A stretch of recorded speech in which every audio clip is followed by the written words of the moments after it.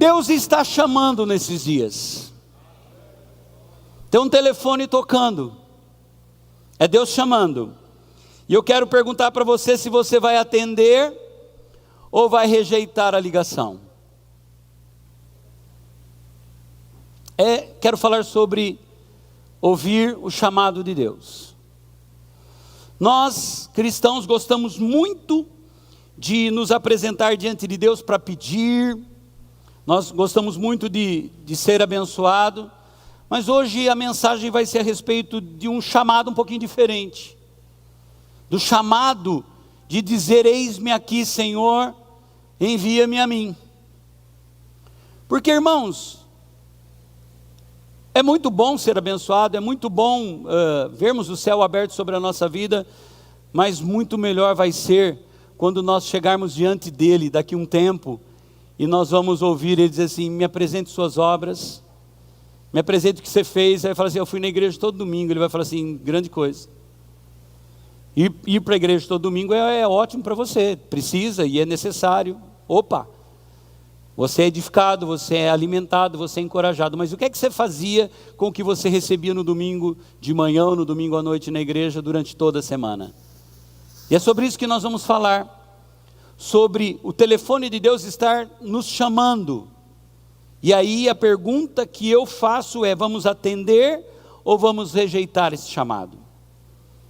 Quando Deus nos chama, Ele tem um propósito. Quando Ele te criou, Ele tinha um propósito em mente. E o propósito era que nós trouxéssemos a presença de Deus aqui na terra. Eu e você hoje somos a esperança do mundo. Eu e você hoje somos a esperança da sua família. Você é a esperança. Família que eu digo, parentes, e sua casa também. Nem todos aqui têm a família toda salva. Sim? Todo mundo aqui já tem a família inteirinha salva? Falta alguém? Você quer que essa pessoa se perca e vá para o inferno quando Jesus voltar? Ou você quer que ela vá para o céu junto com você? Então você tem um desafio pela frente, que é falar de Jesus para essa pessoa. Ah, pastor, minha família já é convertida, só que eles estão meio afastadinhos. Então Deus quer usar você para trazer a tua família de volta para o altar. Quem está entendendo? Porque não importa, irmão, se a família se converteu lá atrás. Mas se está todo mundo desviado hoje, você tem uma missão. Ah, mas minha família se decepcionou com a igreja. Quem que não se decepciona com um monte de coisa? E aí você acha que a igreja é lugar de perfeição? Não é, a igreja é lugar de gente imperfeita. E graças a Deus, porque somos imperfeitos e temos que olhar para Jesus todo o tempo, para que a gente possa estar sendo aperfeiçoados dia após dia. Já passou o QR Code? Falta um pouquinho ele. Você pode baixar o PDF dessa ministração agora usando a câmera do seu celular. Faça isso. Vou dar um segundinho para você direcionar a câmera do seu celular para esse código. Você vai baixar o PDF dessa mensagem no seu celular. Por que nós fazemos isso?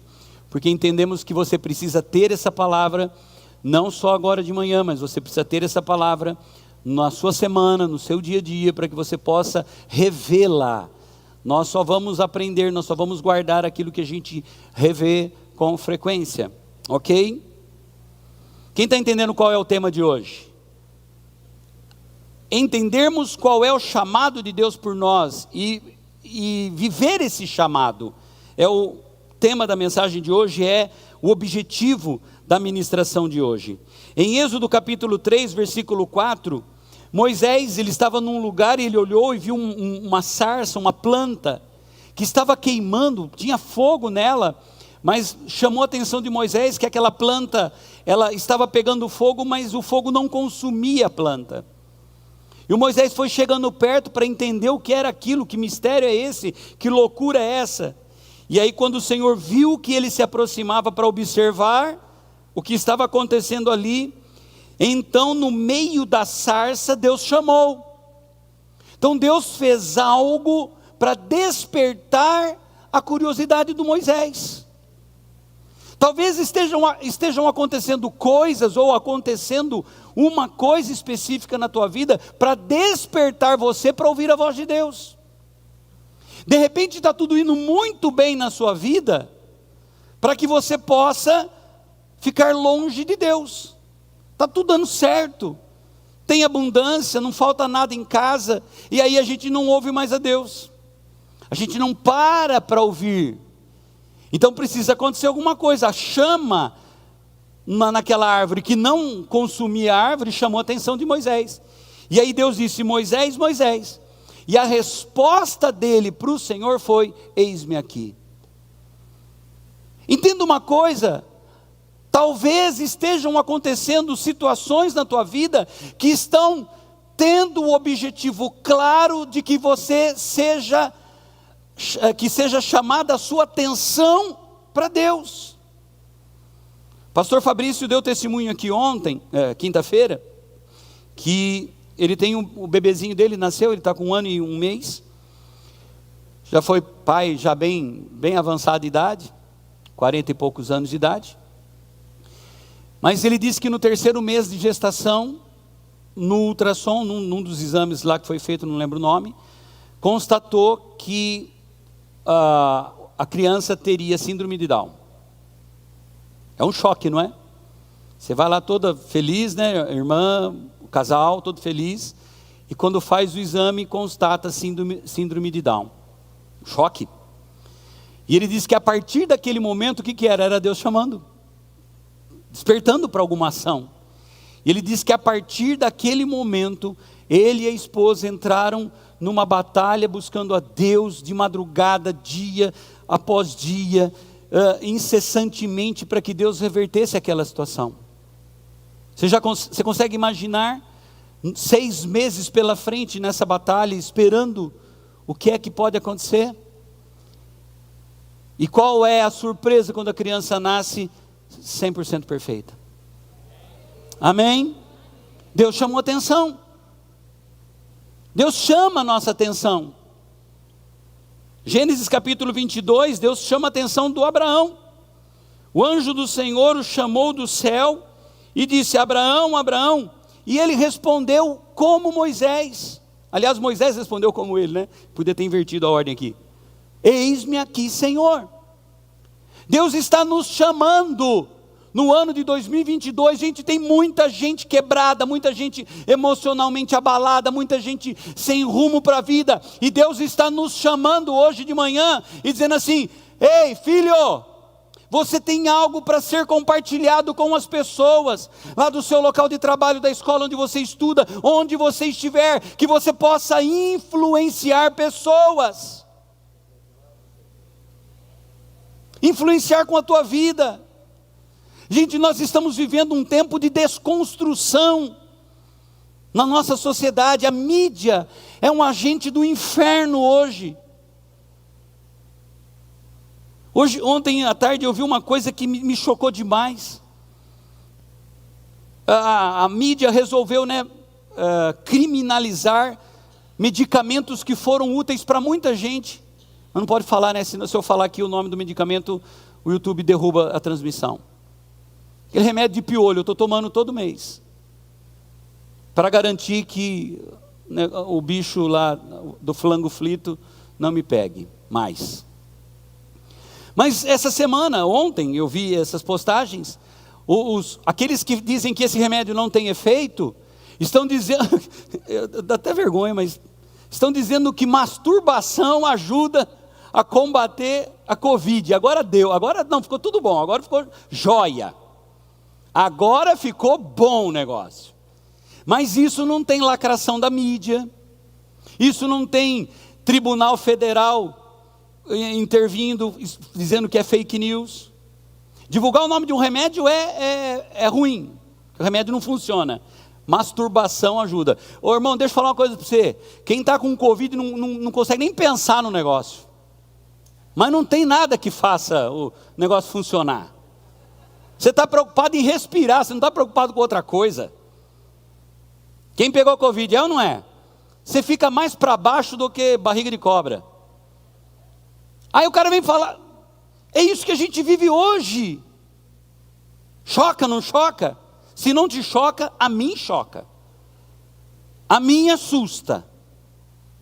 Cada dia uma besteira nova. E eles batem tanto que as pessoas acabam acreditando.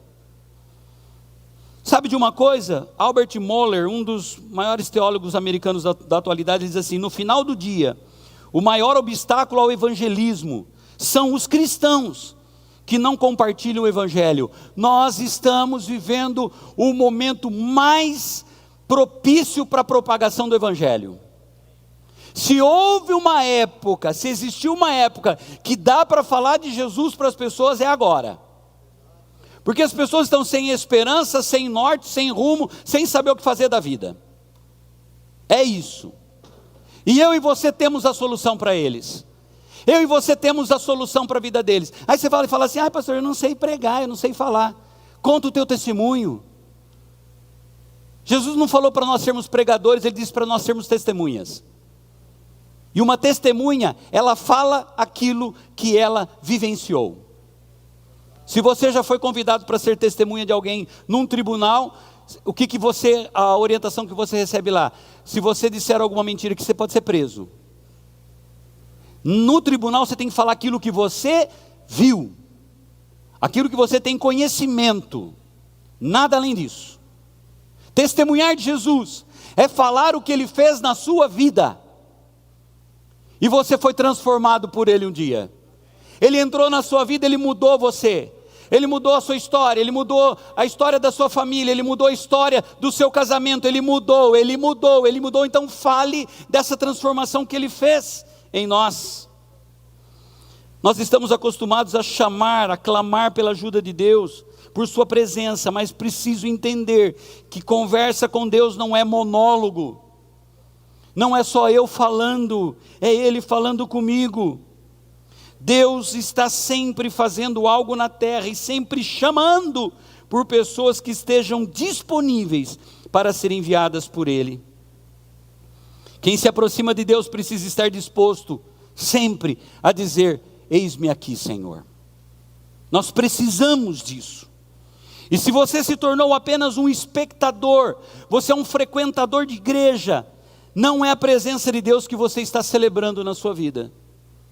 Você é só mais um no meio da multidão. E Deus não está procurando frequentador de igreja, Deus está procurando pessoas para que sejam discípulos de Jesus, que reproduzam aqui na terra a vida de Jesus. O chamado, a vocação e grandes feitos com Deus acontecem sempre quando você se dispõe, quando você está pronto para servir e pronto para fazer o que tem que ser feito. Quando eu testemunhei para vocês aqui a respeito do que aconteceu com as minhas finanças nesses últimos dias, parece uma coisa comum, né? Mas eu tive que tomar uma atitude, eu tive que fazer aquilo que eu já conhecia. Gente, eu ensino isso daqui o tempo todo, eu só não estava fazendo. Então quando surgiu uma oportunidade de eu fazer, eu fiz. E qual foi a consequência? Deus agiu. Quando você começar a testemunhar de Jesus, quando você estender a mão para alguém, quando você falar que há esperança, Deus vai começar a tocar pessoas, você vai ver isso acontecer na tua vida, e você vai ter mais testemunhos para falar. Mas enquanto formos agente secreto de Deus, ninguém sabe que eu sou cristão, não vai funcionar.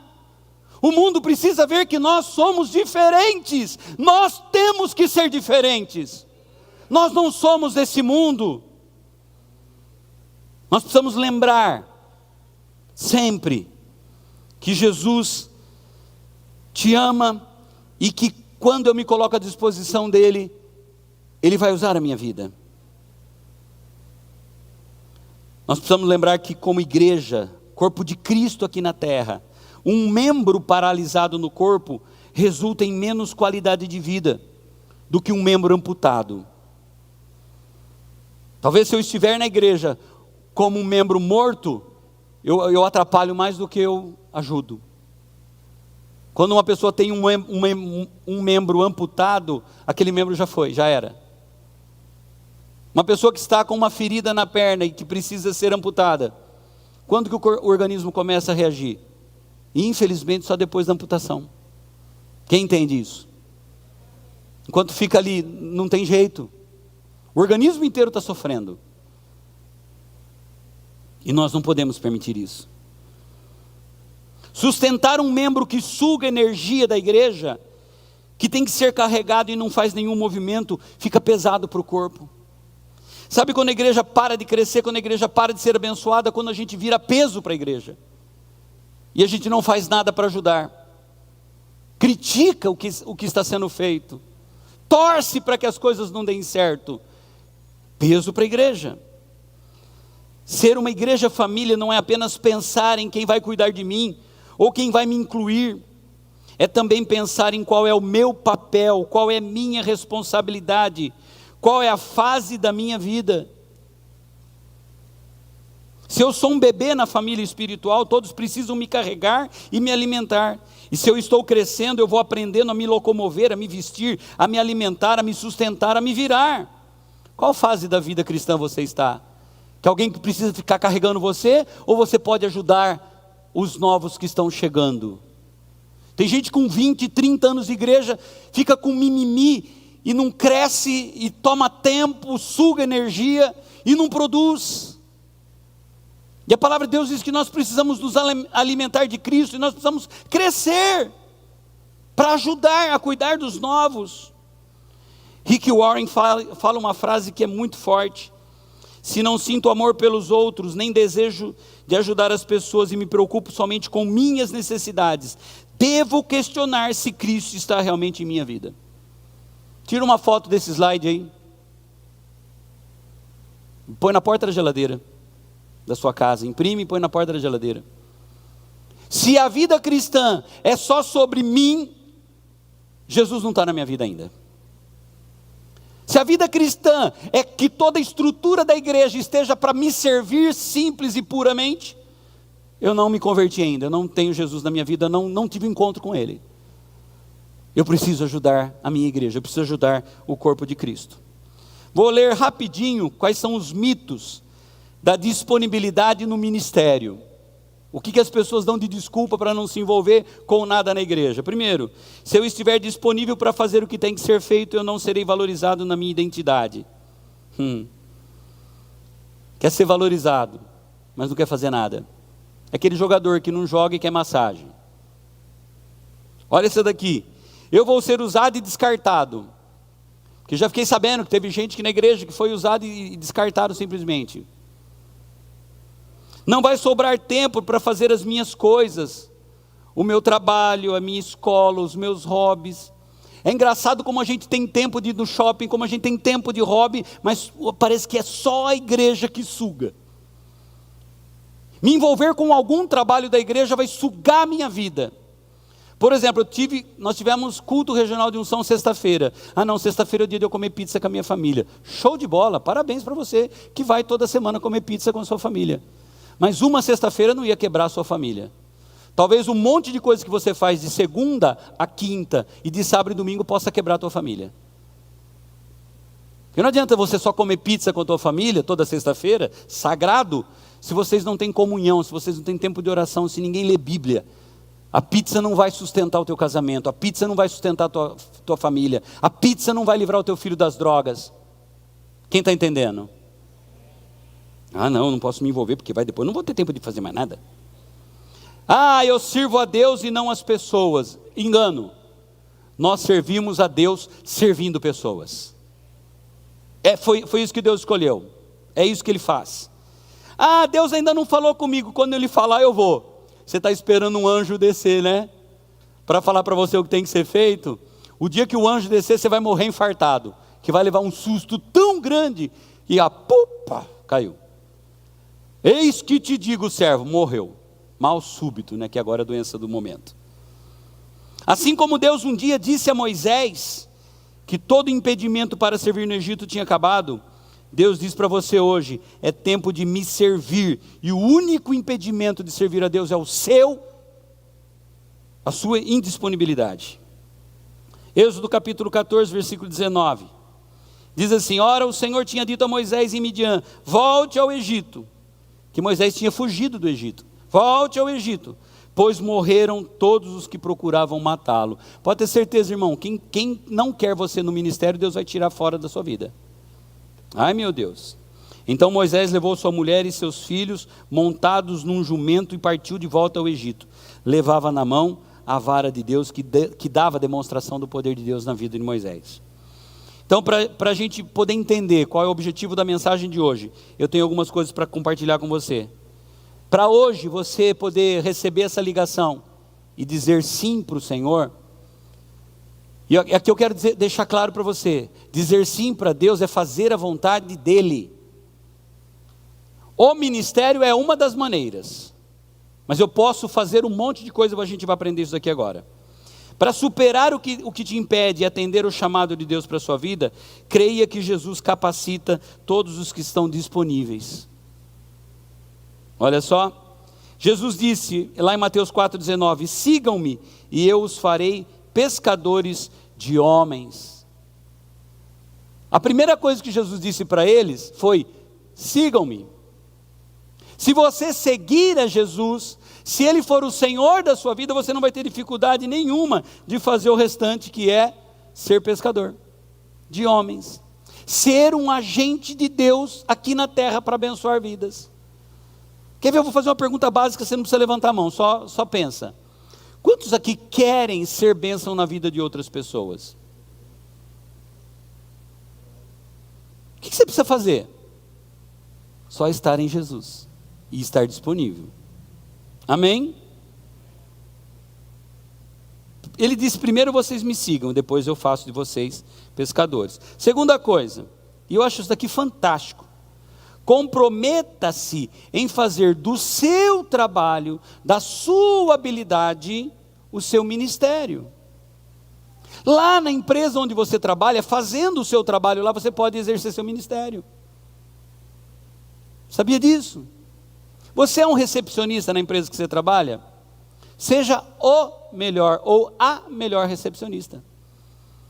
Que as pessoas, quando olharem para você, percebam que há alguma coisa diferente em você. Sim. Tem gente que assim, lá no trabalho, o pessoal chega, bom dia. Bom dia. Bom. Sempre de cara feia, sempre azedo, sempre falando dos problemas. Não é meu problema, minha dificuldade. E aí como a pessoa vai olhar para você e vai falar assim, mas você é cristão mesmo? Você vai na igreja? Ah, eu vou.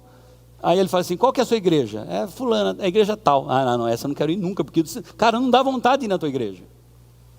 Olha como é que você se comporta no dia a dia. Deus me livre na igreja, na sua igreja. Deve ser tudo um bando de gente tapado lá.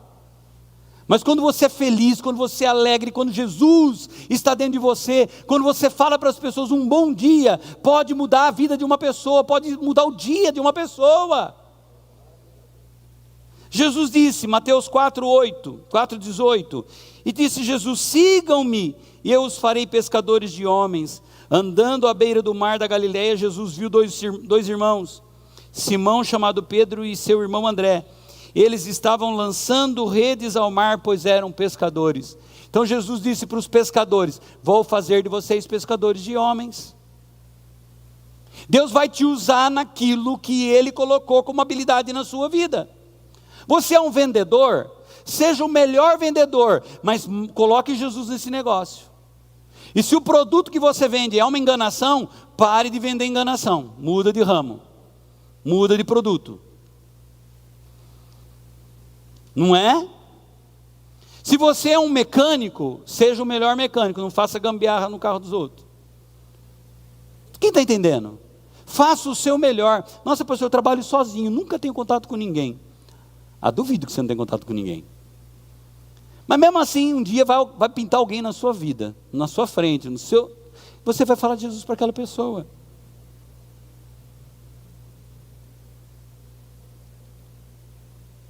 Terceira lição.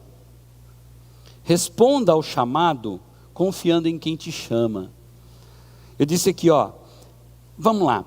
Sabe uma dificuldade que às vezes eu percebo que a gente tem?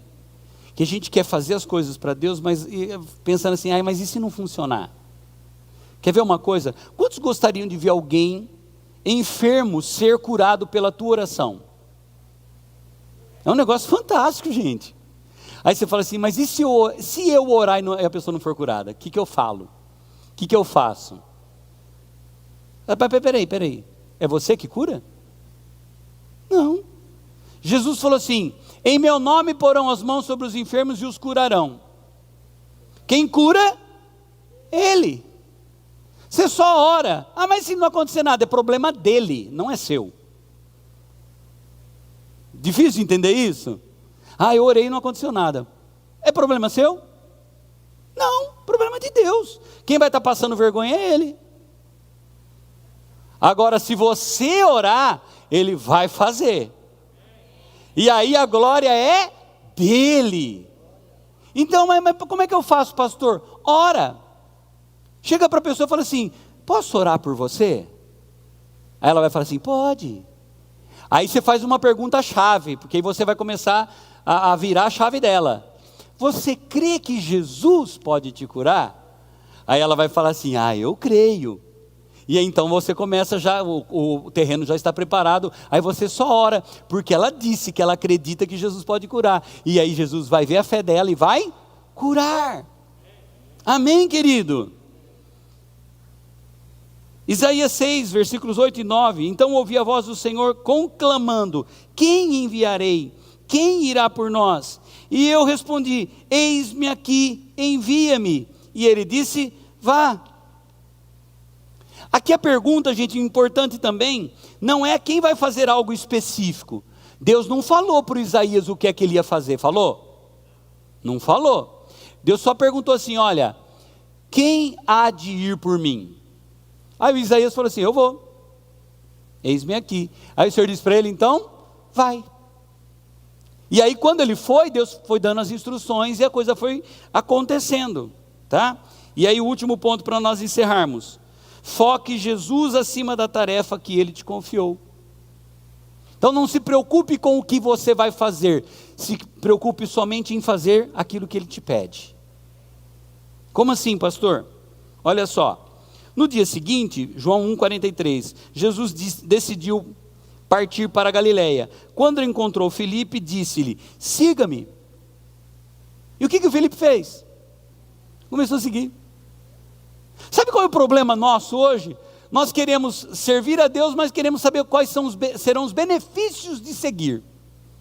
Espera aí, pastor, eu vou me envolver com o ministério, vou me envolver com as coisas de Deus. Mas o que eu vou ganhar com isso?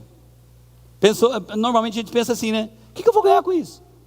Eu vou servir de diácono na igreja, vou servir na recepção na igreja, vou servir no departamento infantil, vou abrir minha casa para uma célula. O que eu vou ganhar com isso?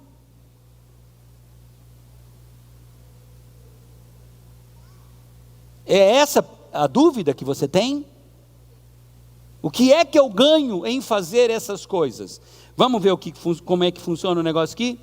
Quando Jesus chamou seus discípulos, Ele não falou sobre todos os detalhes da missão. Ele só disse para eles assim, ó: sigam-me. O cara tinha um barquinho, largou o barco e seguiu. Ele não perguntou: mas quem vai dar comida para mim? Quem vai pagar minhas contas? Nada. Jesus falou: me siga. E ele falou: tá bom, estou seguindo. O foco da disponibilidade é Jesus. Foque a tua vida em Jesus. Faça para Ele, e Ele vai abençoar a tua vida. O foco é Jesus, não a tarefa. Olha que interessante. Imagina os discípulos pensando assim: vou seguir Jesus, mas quais serão as minhas tarefas? Vou pregar? O que eu vou fazer? E aí você começa a seguir Jesus, no dia seguinte você está dando refeição para o povo. Mas isso quer seguir Ele? Lá na multiplicação de pães e peixes, Jesus falou assim: dê comida para o povo, vocês. Estranho, né? No outro dia estavam procurando uma casa onde Jesus ia ministrar a ceia. Vai lá e procura a casa, arruma lá o lugar onde eu vou fazer a ceia. Isso é serviço de discípulo? No outro dia tinha que preparar o barquinho para as viagens, e aí tinha que ser barco bom, né? Porque tinha umas tempestades no meio da viagem, não podia pegar qualquer tipo de barco. O outro dia tinha que arrumar um jumentinho para Jesus andar nele. Isso era serviço dos discípulos. No outro dia, lá em João, de novo, a questão da comida para os discípulos.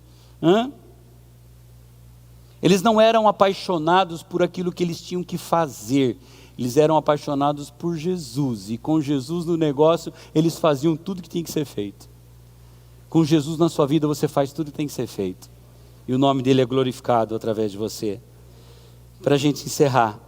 1 Coríntios capítulo 15, versículo 58 diz: portanto, meus amados irmãos, mantenham-se firmes. Igreja, firme. Que nada os abale, nada venha abalar a tua fé, a tua vida. Sejam sempre dedicados à obra do Senhor, pois vocês sabem que no Senhor o trabalho de vocês não será inútil. Tudo que você fizer para Deus vai ter uma recompensa. Ah, pastor, verdade. Vamos ver então em Marcos capítulo 10. Então Pedro começou a dizer-lhe: Senhor, nós deixamos tudo para te seguir, para seguir-te. Respondeu Jesus: ai, Pedro, verdade.